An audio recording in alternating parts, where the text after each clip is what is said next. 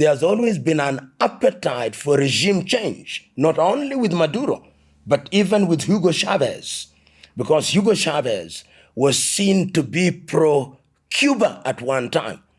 And this must be seen in the context of controlling the Caribbean and ensuring that you have a buffer, because in Latin America, you also have an administration in Brazil with Lula, which is not pro-United States of America.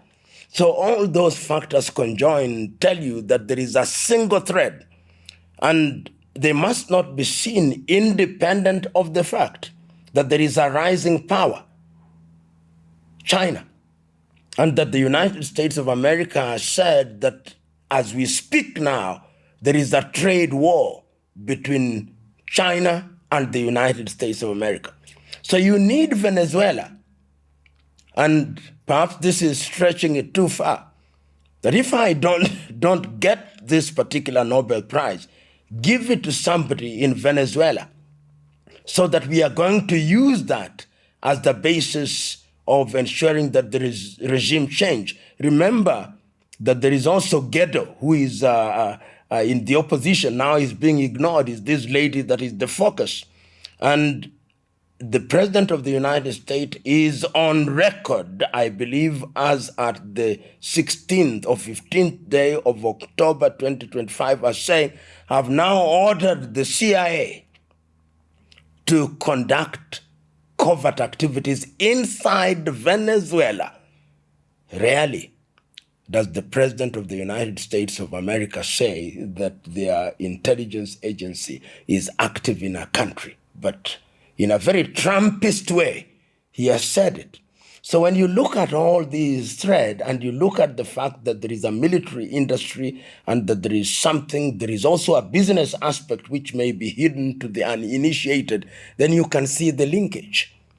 Those who want activity in order to control the oil in Venezuela, in order to control the administration in Venezuela so that you have a military presence and a friendly government to checkmate the Lula government, which is seen to be socialist and almost part of the BRICS. We must not forget the BRICS, that in that part of the world, the biggest economy in that sphere is Brazil.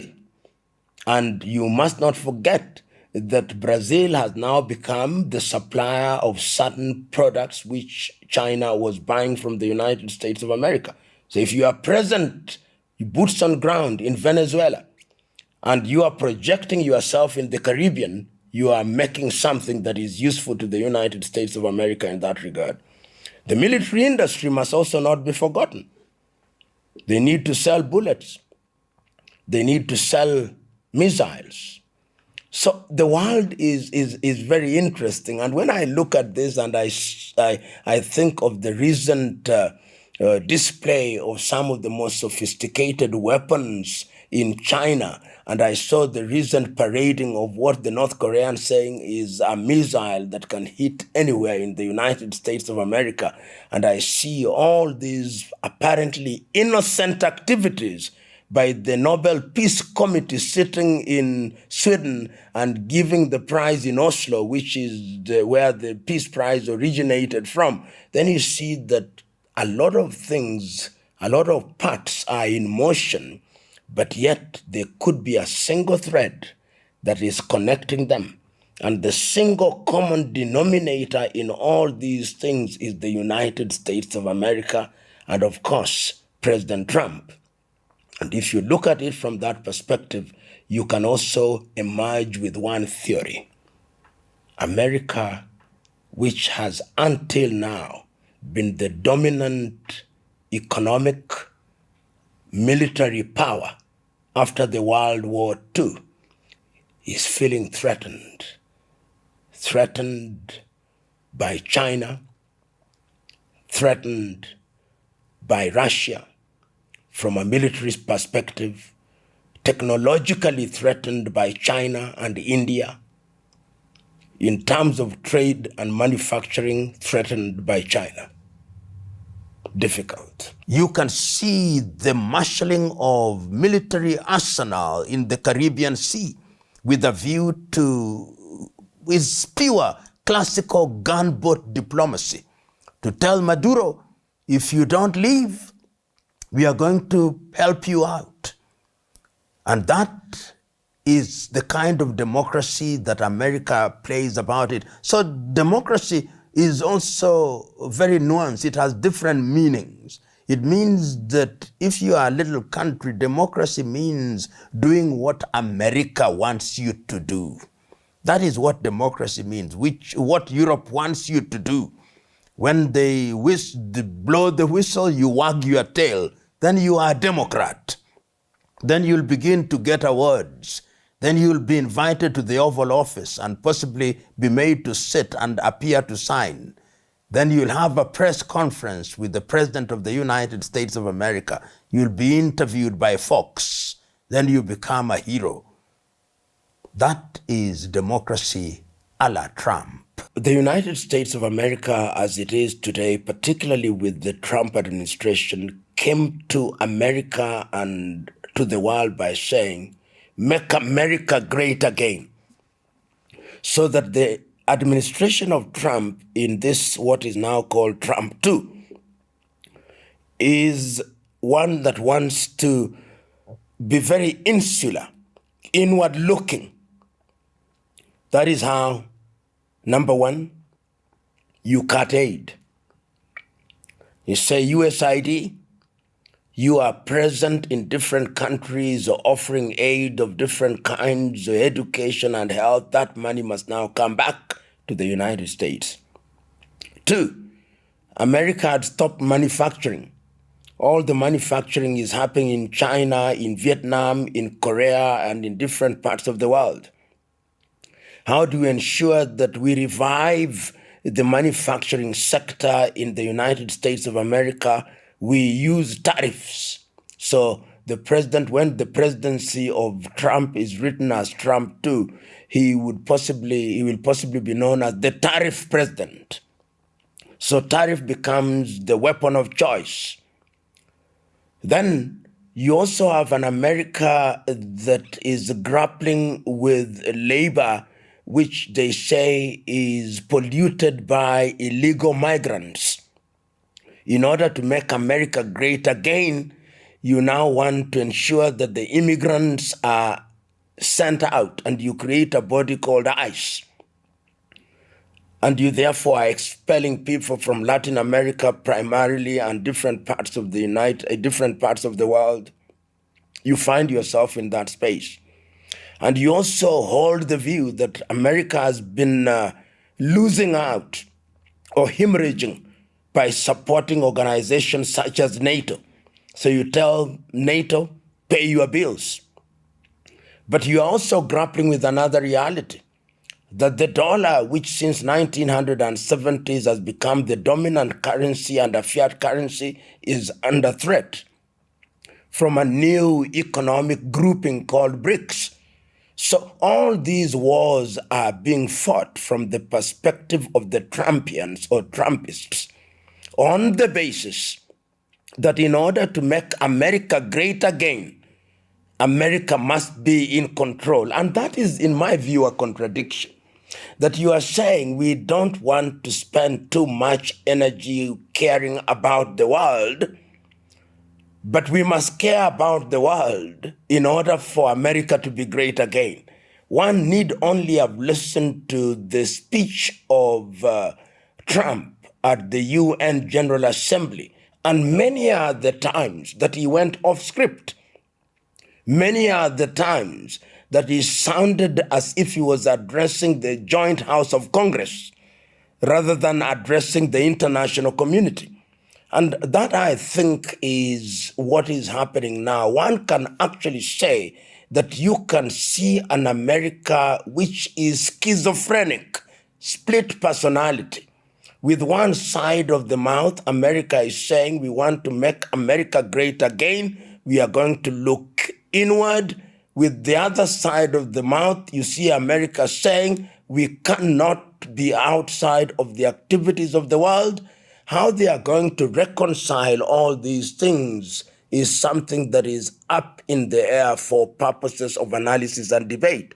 And this is why I think If you look at American diplomacy as we speak now, there is a mix of what one may call economic diplomacy. You see it with how it is relating with the African countries, with the initiatives such as AGOA, and initiatives where America was supporting different activities in health and education. You see it in the manner in which it is using tariffs as a stick, and you also see it in the manner in which America is using what I call gunboat diplomacy with Venezuela, saying, you must do what we want, and if you don't, we are going to bomb boats out of the Caribbean Sea.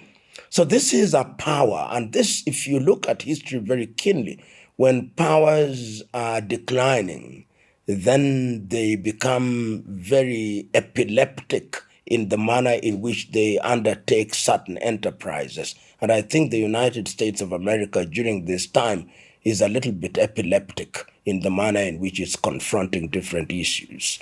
How far it will go is a different debate. Look at the people on the opposite sides. Look at the sobriety with which China deals with these issues.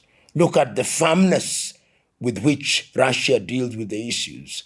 Look at the clarity with which India is dealing with these issues, and the activities are almost subterranean and non-threatening, very little rhetoric, as opposed to the United States of America. And I think we are going to see a lot more of these going forward, particularly when the American consumer is going to begin to bear the brunt of more expensive goods. Only a few days ago, I was looking at the tariffs that were imposed on luxury watches from Switzerland. And you can see that the American discerning buyer is already beginning to bear the brunt. The wine industry in California, the absence of cheap labor in different parts, particularly in the southern part of the United States of America.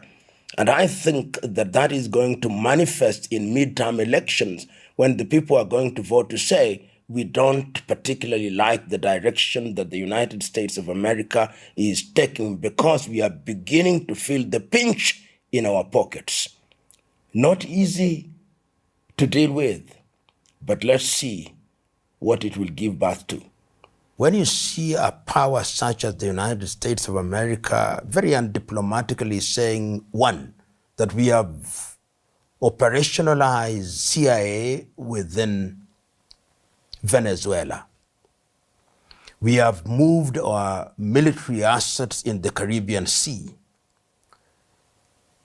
without being paranoid. What is being projected and telegraphed is that we are ready to put boots on the ground.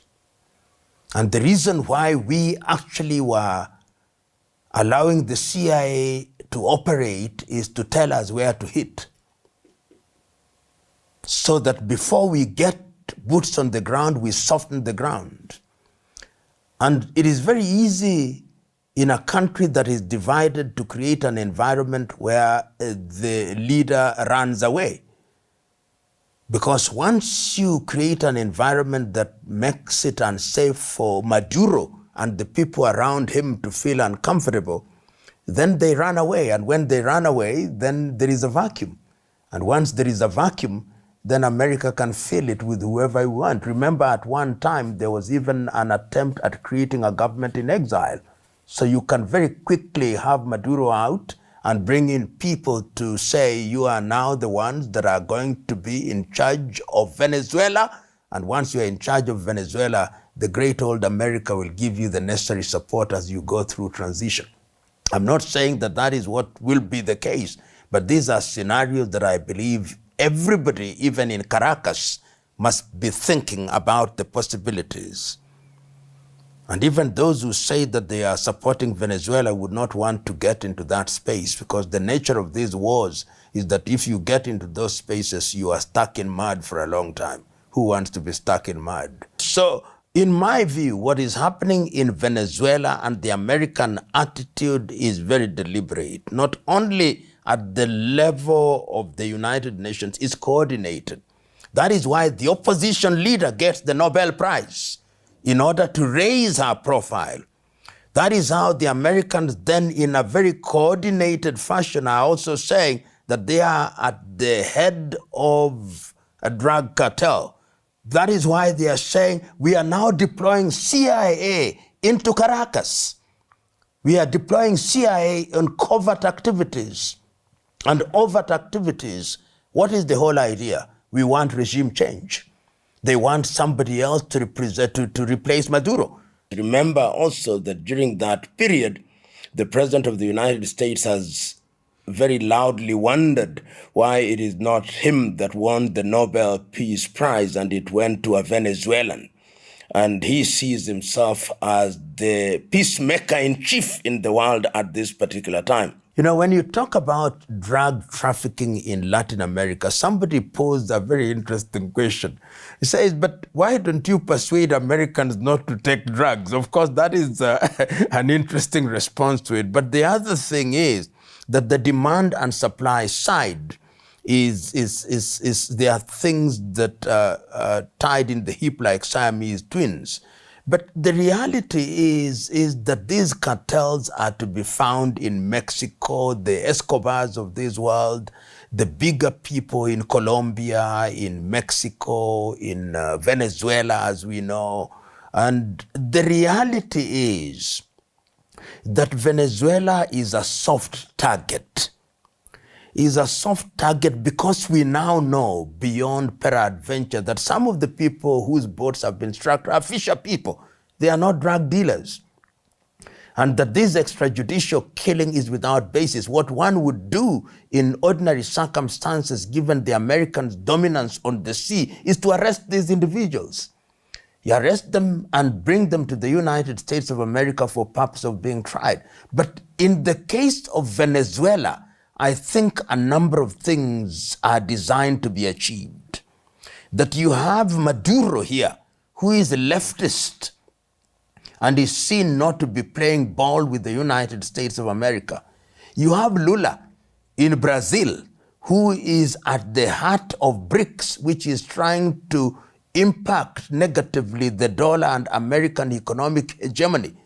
So how do we start? By sending a clear message to everybody in Latin America. If you don't play ball, we are going to deal with you with the way we dealt with Venezuela. And remember, the oil deposits in Venezuela and the geographical location in Venezuela is also very important from a geostrategic standpoint.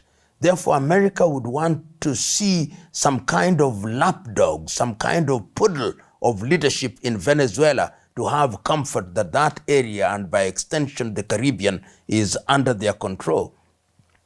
And that is why I think the United States of America, particularly during the Trump administration, is behaving the manner in which it is behaving. And when Trump says, make America great again, and is telling the world we are looking inward, I think there is also a sense in which he wants to project America as the dominant power. And if you don't restrict my examples in thinking about this issue, look at their recent statement in the Asian meeting. He's telling the Asian, make sure that China does not dominate. And that message is reverberating. Look at the message to Milei. We are going to give you money in Argentina, but only if you elect Milei or people related to him. So America is saying we want to occupy our immediate war post-1945 position in which we tell the world what is good for the world. And the Venezuelans of this world are the examples that will be used, that if you don't follow that script, then we destroy you. So elect leaders who know what to do, leaders who respect and obey instructions unquestioningly. That is, I think, the message that is being sent by the current administration in the United States of America. So when you hear people saying that certain Western agencies financed Osama bin Laden in his early days, financed Boko Haram, financed all these organizations, we must be very slow to say they don't. We must be very slow, because the way the world works is that things are more complicated than we see on the surface. You know, whenever I've looked at how the United States of America has behaved vis-a-vis countries that it wants to control, it is very interesting. And Venezuela is not the first one. We remember in Grenada with a man called Bishop. We remember Manuel Antonio Noriega in Nicaragua. We remember with Fidel Castro in the catastrophe in the Bay of Pigs in the 1960s. And I think, and Maduro in Venezuela is under no illusions. In fact, on the 15th, or is it the 14th day of October, while addressing the nation, he said that Venezuela knows that there is an attempt to have a regime change, and that in fact the Nobel Prize has been given as one of the tools that is going to be used for regime change. And it should not be lost on us that what they did was to sever diplomatic ties with Norway and recall the ambassador back to Caracas. This tells you that they are aware that attempts are being made, and those attempts are very subtle and possibly designed even to ensure that there is a coup d'etat. As to whether it will happen or not is a different debate, but there is no doubt that the United States of America wants the Maduro administration out sooner rather than later, to be replaced with a friendly administration. And we have seen this trend. Salvador Allende in Chile. So, Venezuela is the next target. And they had better be very careful, because Trump is determined.